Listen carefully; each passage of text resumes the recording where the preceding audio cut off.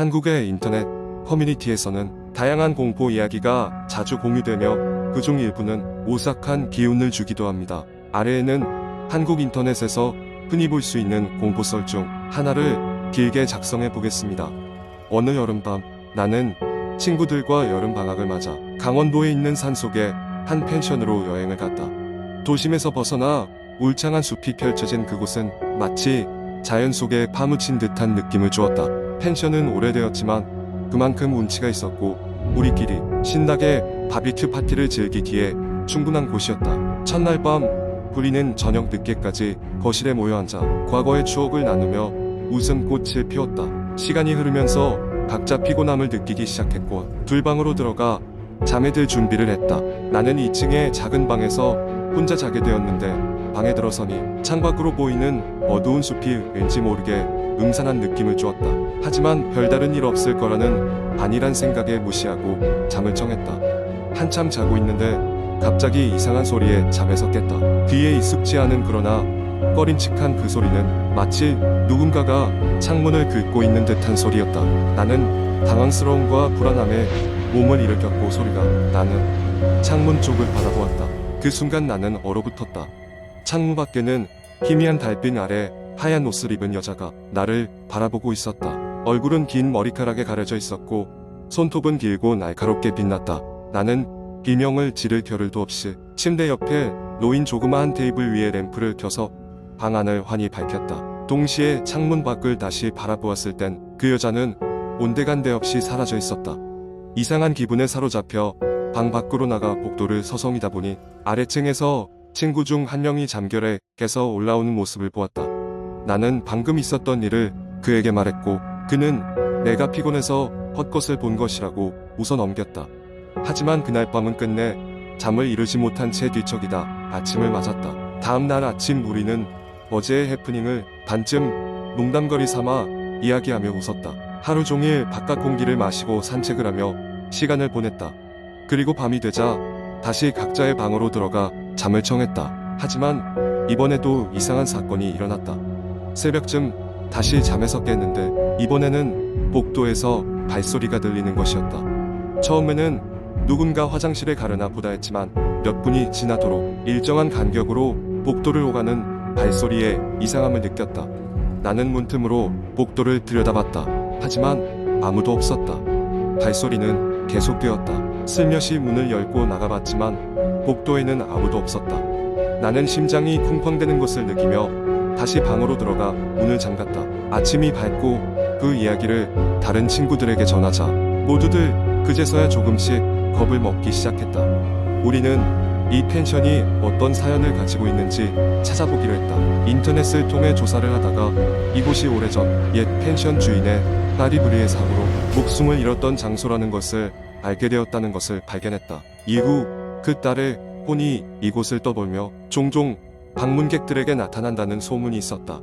그 이야기를 듣고 모두 소름이 돋아 이 장소를 빨리 떠나기로 결정했다. 급히 짐을 싸서 펜션을 나서면서도 우리는 계속해서 뒤를 돌아보게 되었고 다시는 그곳을 찾지 않겠다고 다짐했다. 여행 이후 시간이 흘렀지만 여름밤 들었던 창문 너머의 소리와 복도의 발소리는 여전히 나의 기억 속에 생생하게 남아있다. 그때의 경험은 실제였을까? 아니면 단지 상상에 불과했을까? 그것은 미스터리로 남아있으며 친구들 사이에서는 그 이야기가 우리의 여행에서 가장 무서운 추억으로 남아 전설처럼 전해지고 있다. 두 번째 이야기. 몇 년 전 나는 서울 외곽에 위치한 작은 마을에서 잠시 거주하게 되었다. 그곳은 공기가 맑고 조용하여 오랜 도심 생활에 지쳤던 내게는 안성맞춤이었다. 이곳에서 나는 회사 업무도 원격으로 할 수 있었기에 바쁜 일상을 잠시 멈추고 여유로운 시간을 보낼 수 있었다. 그 마을에는 나이가 지긋한 할머니들이 많이 살고 계셨다. 할머니들은 매일 아침 집 근처 작은 공원에 모여 운동을 하곤 했는데 그곳에서 나는 그들과 자연스럽게 친해지게 되었다. 하루는 그중 한 할머니가 흥미로운 이야기를 들려주셨다. 할머니 말로는 이 마을 뒤편 산속에는 오래된 폐가가 하나 있다고 했다. 그 집은 원래 부유한 지주의 집이었으나 비극적인 사고로 인해 가족이 모두 사망하고 그 이후로 아무도 살지 않았다고 했다. 할머니들은 그 집에서 밤마다 기이한 소리가 들린다며 그곳에 가지 말라고 신신당부하셨다. 하지만 어쩐지 호기심이 생긴 나는 친구 몇 명과 함께 그 집을 찾아가 보기로 했다. 우리는 주말을 기다렸고 하루 종일 계획을 세웠다. 주변에 별다른 불빛이 없는 지역이었기 때문에 손전등과 함께 간단한 장비를 준비했다. 드디어 밤이 되었고 우리는 조용히 마을을 빠져나와 산길로 접어들었다. 길을 따라 걷자 점점 짙은 어둠과 함께 기묘한 냄새가 풍겼다. 이윽고 우리는 그 집에 도착했고 손전등을 켜자 오래되어 뒤틀리고 녹슨 철문이 모습을 드러냈다. 철문을 밀고 안으로 들어가자 마치 시간이 멈춘 듯한 풍경이 펼쳐졌다. 낡은 가구들과 먼지가 가득한 방들이 우리를 맞이했다. 집 안은 깊은 정적에 휩싸여 있었다. 우리는 조심스럽게 집을 둘러보기 시작했다. 그때 갑자기 바람 소리가 들리며 창문이 덜컹거렸다. 깜짝 놀란 우리는 서로를 바라보며 웃었지만 그 순간 이상한 느낌이 들었다. 마침내 한 방에 도착했을 때 우리는 벽에 빼곡히 그려진 이상한 문양들을 발견했다. 무슨 의미인지 알 수 없었지만 그것들은 오래된 죄의 의식과 관련된 듯 보였다. 그때 갑자기 방 안 깊숙한 곳에서 흐릿한 목소리가 들리기 시작했다. 우리 일행은 소리가 나는 방향으로 천천히 걸어갔다. 무언가가 우리를 부르는 듯한 느낌이었다. 복도를 따라 걸어가자 어느새 우리는 계단을 내려가고 있었다. 지하실로 통하는 계단이었다. 지하실 문 앞에서 우리는 한 명씩 한 발짝 물러섰다. 서로 눈짓을 주고받다가 결국 문을 열고 들어갔다. 지하실은 어둡고 차가웠다. 그곳에서 우리는 누군가의 발소리가 점점 가까워지는 것을 느꼈다. 머리카락이 쭈뼛 서는 느낌에 우리는 모두 손전등을 그 소리가 나는 방향으로 비추었다. 그러나 거기엔 아무것도 없었다. 그 순간 벽 한켠에 놓인 거울에 무언가가 비쳤다.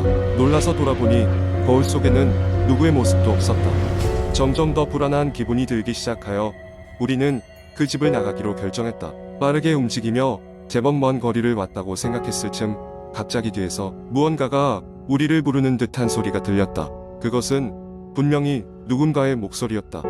다시 돌아볼 용기는 없었기에 우리는 발길을 재촉했다. 마침내 산길을 빠져나와 마을로 돌아왔을 때는 이미 한밤중이었다. 허겁지겁 마을로 들어서면서 할머니들이 왜 그리도 그 장소를 가지 말라고 했는지 알 것만 같았다. 그날 이후로 우리는 그 집에 대해 이야기를 꺼내지 않기로 했고 다시는 그곳을 찾지 않았다. 이 경험은 마치 꿈처럼 남아있지만 아직도 종종 그때 들었던 목소리가 내 귓가에 맴도는 듯한 느낌을 받는다. 어떤 비밀이 숨겨져 있었던 것일까? 아마도 그 집은 영원히 우리에게 답을 주지 않을 것이다. 이후로도 나는 그 마을에서 몇 개월을 더 머물렀지만 더 이상은 그 산길로 가지 않았다. 대신 할머니들과 함께 아침 운동을 즐기며 그곳의 평화로움을 만끽할 뿐이었다. 그런 생활 속에서 나는 더 이상 기묘한 경험을 하지 않았고 마을의 잔잔한 일상이 나를 감싸주었다. 그러나 그날 밤의 기억은 여전히 가슴 한켠에 남아있어 가끔씩 소름 끼치는 전율을 선사한다. 세 번째 이야기. 제가 이사를 결심한 것은 대도시의 번잡함이 싫었기 때문입니다. 고즈넉한 시골 마을에 작은 집을 구한 나는 자연과 함께하는 삶을 꿈꾸며 새 출발을 하기로 했죠. 풍경 좋은 시골은 처음에 정말 제 기대에 부합했습니다. 마을 사람들은 친절했고 공기도 맑았습니다. 하지만 그 평화로움은 오래가지 않았습니다. 이사 온 지 일주일쯤 되었을 무렵 마을 사람들이 절 의지할 만한 사람으로 여기며 다가와 말을 걸었습니다. 대부분은 마을의 환영 인사였지만 몇몇 사람들은 의미심장한 경고를 남기고 가기도 했죠. 밤에는 집 밖으로 나가지 않는 게 좋아요. 그 말이 계속 머릿속에 맴돌았습니다. 이유를 물어봐도 그저 씁쓸하게 웃으며 밤이 되면 알게 될 거예요라는 말만 남길 뿐이었습니다. 처음 몇 주는 별일 없이 지나갔지만 어느 날 밤 불현듯 알 수 없는 소음이 집 바깥에서 들려오기 시작했습니다. 아무리 외딴 시골이라고 해도 그 시간에 이런 소리가 날 리가 없다고 생각했지만 호기심과 불안함이 교차했습니다. 소리는 점점 퍼져만 갔고 마치 어떤 존재가 집 주위를 서성이는 듯한 느낌이 들었습니다. 궁금증을 참지 못하고 창문 너머로 밖을 내다보았지만 어둠 속에서는 아무것도 보이지 않았습니다. 다음 날 아침 집 주변을 확인해 보니 낯선 발자국들이 여기저기 나 있었습니다. 사람의 발자국이라고는 믿기 어려울 만큼 독특한 모양이었죠. 이상한 기분에 사로잡힌 나는 마을 사람들에게 이 사실을 물어보았으나 그들 역시 별다른 대답을 하지 않았습니다. 다만 그들 중 일부는 무언가 알고 있다는 뜻한 눈빛을 보내었습니다. 그날 밤, 이번에는 소리와 함께 이상한 냄새가 나기 시작했습니다. 썩은 냄새와 비슷한 불쾌한 냄새가 집안까지 스며들었습니다. 나는 결국 참을 수 없게 되어 손전등을 들고 밖으로 나갔습니다. 창밖으론 보이지 않던 희미한 그림자들이 눈앞에 있었고 나는 그 낯선 존재들을 쫓기 시작했습니다. 어두운 숲속으로 들어선 나는 그 존재들이 깊은 우물 근처에 모여 있는 것을 발견했습니다. 그들은 인간이 아닌 마치 고대의 수호신 같은 모습이었습니다. 어릴 적 전설 속에서 들었던 달의 수호자들이 떠올랐습니다. 그리고 그 순간 깨달았습니다. 그들이 나타난 이유는 그저 사람들에게 경고의 메시지를 주고자 함이었습니다. 마침내 그들은 내게 다가와 귓가에 속삭였습니다. 그들은 우물을 지키고 있으며 무분별한 인간의 개발로 인해 그들의 세계가 위협받고 있다는 것이었습니다. 나는 그들의 메시지를 마을 사람들에게 전하기로 결심했습니다. 마을 주민들도 결국 진실을 인정하고 우물을 보존하도록 결의했습니다. 그 이후로 소리와 냄새는 사라졌고 마을은 평온을 되찾았습니다. 하지만 나는 여전히 그날 밤의 기억을 잊을 수 없습니다. 밤의 고요함은 여전하였지만 그 속엔 우리가 모르는 수많은 이야기가 숨어 있다는 것을 알게 되었기 때문입니다.